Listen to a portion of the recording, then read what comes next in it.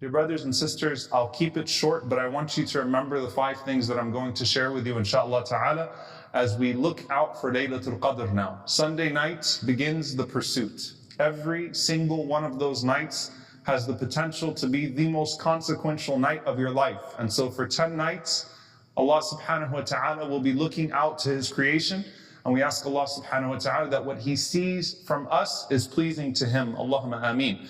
And the Prophet sallallahu alaihi wasallam said, "Man qama Laylatul Qadr imanan wa ihtisaban, ghufira lahu ma taqaddama min dhanbihi." Whoever stands up, whoever observes Laylatul Qadr with faith and seeking the reward, Allah will forgive them for all of their previous sins. We ask Allah subhanahu wa ta'ala to make us amongst them. Allahumma ameen. So 5 things, dear brothers and sisters, I want you to carry with you, inshallah ta'ala, and to set your mind to from now as we get into these last 10 nights. Number 1, as we go into the last 10 nights, and as we hope that we catch Laylatul Qadr, remembering that the night starts at Maghrib. Remembering that the night does not start at Isha, but the night starts at Maghrib. And some of the Salaf, they mentioned that this is such an important point for us as we go into these precious nights, because how many people at the time of their breaking of the fast will lose out their Laylatul Qadr before they pray a single rak'ah of Taraweeh, before they even make it to Salatul Isha. Why? Because over iftar, you might backbite, you might gossip, you might say something you should not be saying, you might do something that is not pleasing to Allah subhanahu wa ta'ala. And Ibn Qudama rahimahullah ta'ala said, and most of the people lose it in its early part of the night. May Allah subhanahu wa ta'ala protect us. Most of the people lose it in the early part of its night. It could be one comment that's made at the dinner table, one comment on your way, one joke that is told that should not be told in those nights, and of course should not be told at any part of the night. But it starts at Salatul Maghrib, and when Allah subhanahu wa ta'ala says, تَتَجَافَى جُنُوبُهُمْ عَنِ الْمَضَاجِعِ يَدْعُونَ رَبَّهُمْ خَوْفًا وَطَمَعًا, that they forsake their beds, seeking Allah subhanahu wa ta'ala's reward, fighting with their sides. Imam Hassan al-Basri rahimahullah said this actually refers to the companions praying between Maghrib and Isha.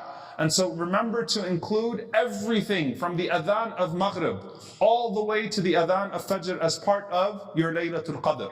The second thing, dear brothers and sisters, to make sure that we catch Isha and Fajr all 10 of those nights and days within Jama'ah. And if that Jama'ah cannot be in a masjid for those that are not able to, then that Jama'ah is formed in some other way, but to pray it in congregation. And we know that because the Prophet ﷺ said that whoever prays Salatul Isha in congregation, Allah subhanahu wa ta'ala will write down for them the first half of the night in prayer. And whoever prays Salatul Fajr in congregation, in Jama'ah, Allah will write down for them the second half of the night in prayer. And so to put that in context, just very logically, to pray 3 hours in the night, but to miss Fajr, for example, or to miss your Isha would not be more pleasing to Allah subhanahu wa ta'ala. Pray them in Jama'ah. Sa'id ibn Musayyib radiyallahu ta'ala anhu قال من شهد العشاء من ليلة القدر فقد أخذ بحظه منها. How merciful is Allah. He said, whoever prays Salatul Isha in congregation has taken their portion from Laylatul Qadr.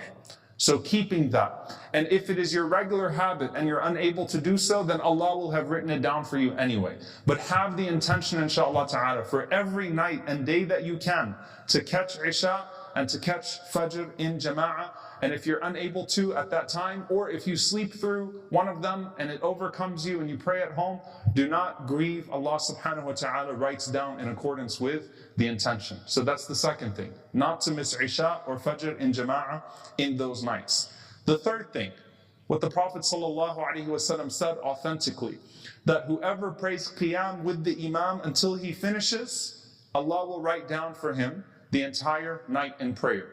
Now the ulama differ as to what the quantity of that is. Does that mean, for example, that if the Imam comes at 3 o'clock a.m. or at 2 o'clock a.m. and prays for an hour, let's say from 3 to 3:45, and you pray with that single Jama'ah, that single group of people, that single Imam for that entire time, that counts as the entire night in prayer? Does that mean if you pray the first 8, or if you pray a group of rak'at with one Imam, that counts?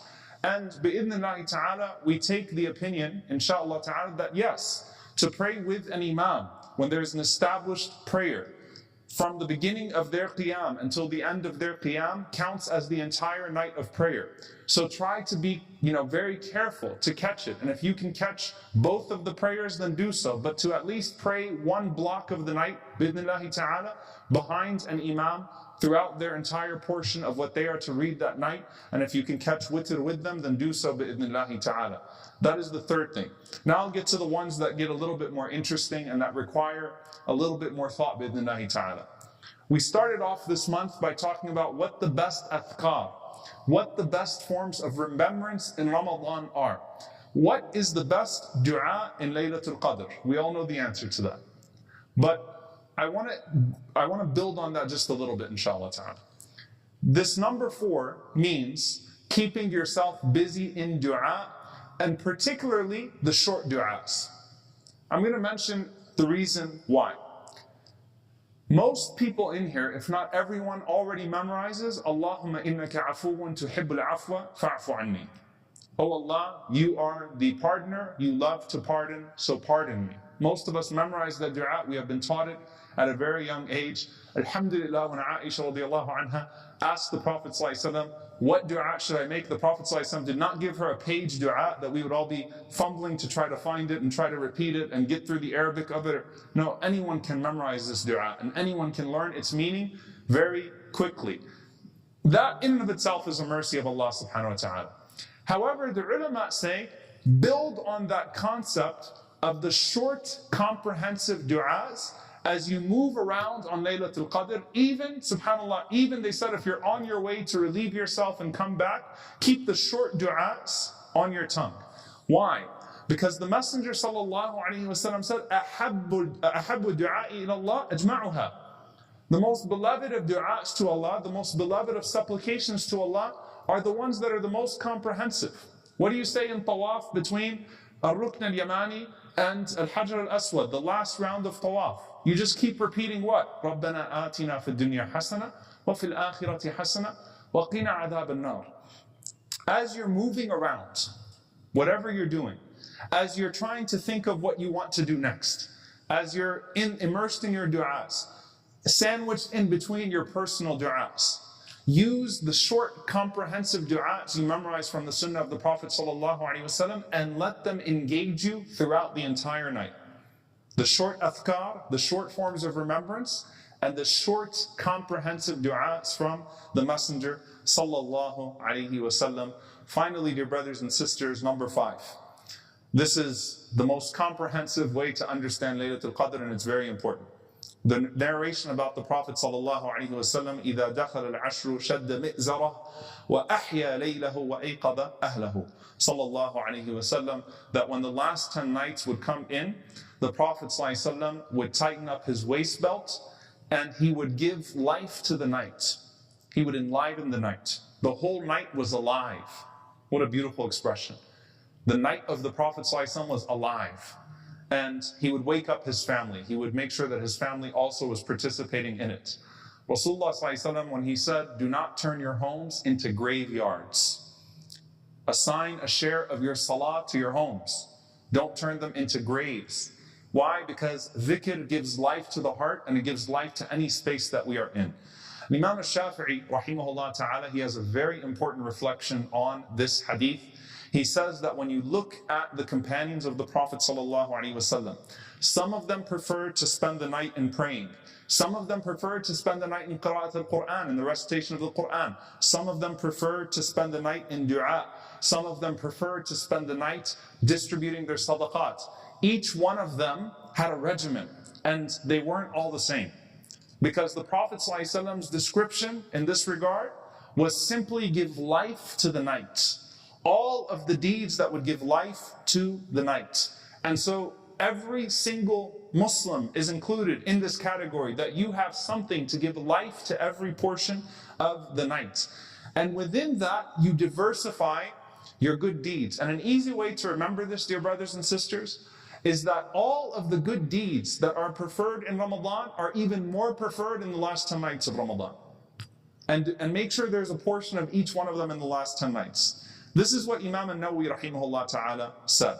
He said that قال أصحابنا, he said that our scholars said والجود مستحب في شهر رمضان وفي العشر الأواخر أفضل اقتداء برسول الله صلى الله عليه وسلم وبالسلف ولأنه شهر شريف فالحسنة فيه أفضل من غيره. He said رضي الله تعالى عنه رحمه الله that our scholars said that to be generous in Ramadan is highly recommended, as we know from the Prophet ﷺ, al-Jud, the most broad definition of generosity. And he said specifically during the last 10 nights, because the best time to emulate the Prophet ﷺ is in the last 10 nights of Ramadan. So every description you have of the Prophet ﷺ, iqtida, to follow the Prophet ﷺ in those last 10 nights is the best way to worship Allah subhanahu wa ta'ala, as it is to worship Allah subhanahu wa ta'ala at any time. And the month is honored as a whole, and these last 10 nights are the most honored 10 nights of the month. And subhanAllah, we find a connection between, particularly in that regard, dua and charity, dua and sadaqah, to al-qadr, to decree. Why? Because the Prophet ﷺ said that there are two things that affect your divine decree. He mentioned dua, that nothing changes the divine decree except for supplication, except for dua. And he mentioned ﷺ that nothing extends the life of a person except for a sadaqah, except for charity. That would actually form an extension, change the decree and extend a person's life. So you can find, what then on Laylatul Qadr, what then on the night of decree, right? To bring these types of deeds into our lives as well. So as you are there, inshallah ta'ala, as you are thinking about how do I fill these hours, diversify. Keep going between these things and know that you are following the Salaf in some way. One of the companions has a night that resembles the one that you do, or you hope that your night resembles one of the Sahaba in the portions that you are assigning, because they were all different in that regard, but all of them were exerting themselves all 10 nights of Ramadan, giving life to the night in obedience to the Prophet ﷺ and in seeking the pleasure of Allah. Lastly, the most simple form of advice. What is the point of i'tikaf if you're still connected to everybody and everything in i'tikaf? A person could be sitting in the masjid all night long, would have their phone and still be checking groups and still be going on different apps and still talking to people, and they are in less i'tikaf than a person who's sitting in their bedroom but has put their phone to the side. I'm not talking about the technical specs of it, I'm talking about the meaningful part of it. The whole point is seclusion. So even if you can't do i'tikaf, and obviously we have restrictions this year in regards to how we would do i'tikaf.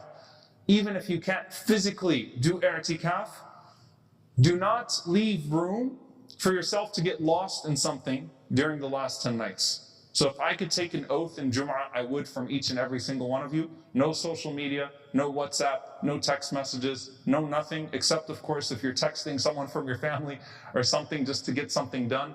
None of that during the last 10 nights. When the time of Maghrib comes in, put it aside.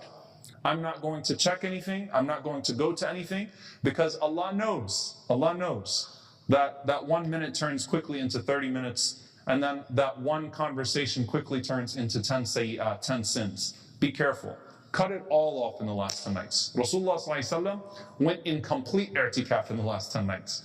Let's try to cut it all off, inshaAllah, and only maintain what is necessary, so that we are able to communicate with our family, bi'idhnillahi ta'ala, or communicate in ways that need to be communicated, inshaAllah ta'ala.